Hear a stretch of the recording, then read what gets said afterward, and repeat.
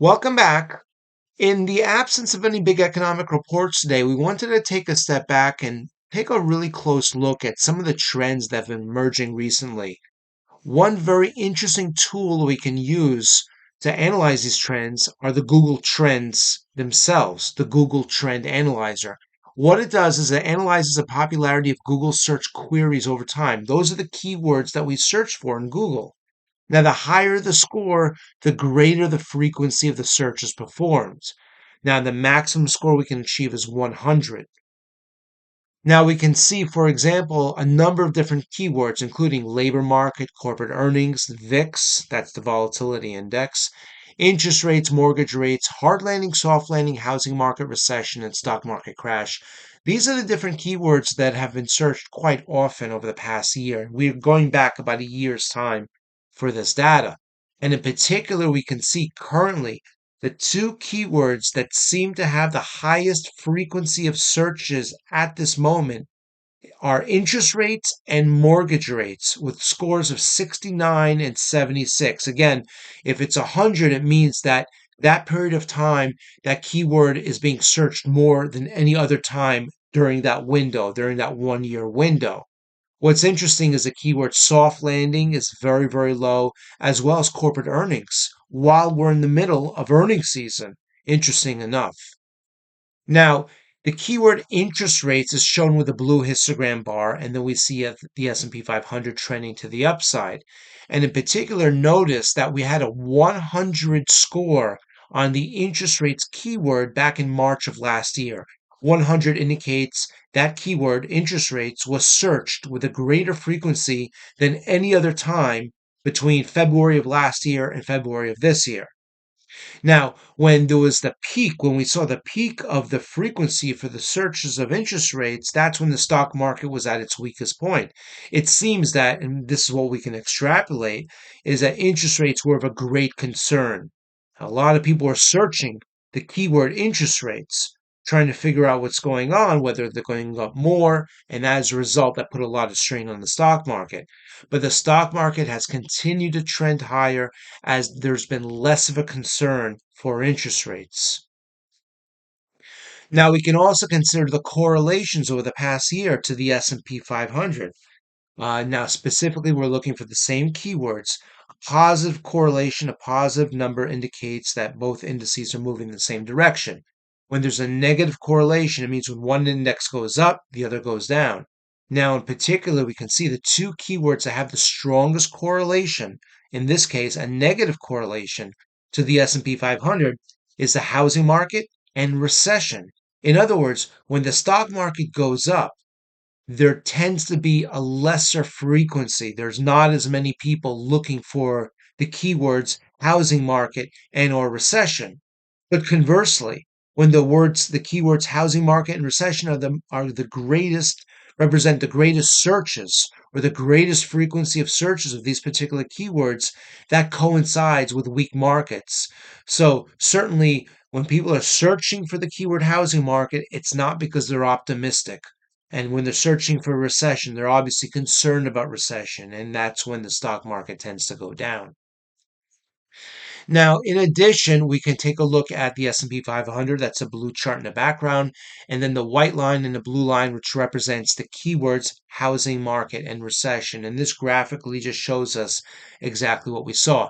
Going back to the left-hand side of the chart, when the stock market was at its 1 year lows, these keywords were searched very, very often. But conversely, when we see these keywords tend to lose appeal for searches, that's when the stock market tends to go higher. How can we use this information? Well, keep it in mind when we're looking at, some of the news, some of the economic news. If we start to see a lot of stories about the housing market, a lot of analysts talking about the possibility of a recession, that probably indicates that stocks are under pressure. But right now, stocks flirting with all-time highs, there's not a lot of people searching for these particular keywords. Now, in addition, over the past weekend, February 4th to be particular, Federal Reserve Chairman Powell had a 60-minute interview, and he spoke about the economy, interest rates, the Federal Reserve, and many other topics. And We wanted to mention because it is really quite relevant what he said. In part, he said inflation has come down quite a bit over the past year, sharply over the past 6 months. But Powell still emphasizes the need for more evidence before making decisions, meaning more evidence before cutting interest rates. Powell attributes the hesitation to cut rates to the strength of the economy. Now, if you recall last week, non-farm payrolls, it was a really good number, 353,000 jobs. And even the prior month of 216, that was revised higher to 333. The decision to cut rates will depend on the balance of risks when considerations for labor market weakness or persistent inflation, meaning that they're going to be more likely to cut rates if we start to see labor market weakness, less likely to cut rates if we see persistent inflation. They're trying to manage the balance between the two. Now, speaking of interest rates and the Federal Reserve's chance to cut interest rates, we introduced this last week. It's the Fed Tracker. And what we see on the left hand side are a number of the most significant economic events. And that includes when Federal Reserve speakers speak, because that certainly can be a market moving effect. And what we can see is that over the weekend, Federal Reserve Chairman Powell spoke at the 60-minute interview, and that brought the chances of a March interest rate cut down to 15%, coinciding with the S&P 500 at 49.26. The reason why that's important is because if you look back in time, just last week we saw non-farm payrolls. They were very strong. We also had M3 factory orders, which kind of got lost in the shuffle because of the big jobs number. But we had a 21% chance the Federal Reserve is going to cut rates. Those odds have dropped even more, but so has the stock markets. You see, what's happening is now we're running into the situation that the strong jobs number and the Federal Reserve pulling back from the chances of cutting interest rates is now pushing the stock market down a bit. It's putting a little bit more strain on the stock market because now traders and investors are a little bit more concerned. They're thinking, wow, now the economy is going to have to endure higher rates for a longer period of time. If you recall, just a couple of weeks ago, there was actually a very strong chance the Federal Reserve was going to cut rates in March. Now only 15%. And by the way, today we did have a number of Fed speakers. That shifted the Fed funds up just a little bit, but I don't think of any significance. Interesting, as the Fed funds futures went up, so did the S&P 500 by a couple points. Now, speaking of the jobs number, this is last Friday non-farm payroll. And if you recall, we had a great number, 353,000 jobs. It certainly did break that downtrend line. However, if you take a look at the data in a little bit more detail, we can see non-farm payroll on a year-over-year basis is actually negative. It was down 27% on a year-over-year basis. See, the reason we look at non-farm payroll on a year-over-year basis is because December is a lot different than January.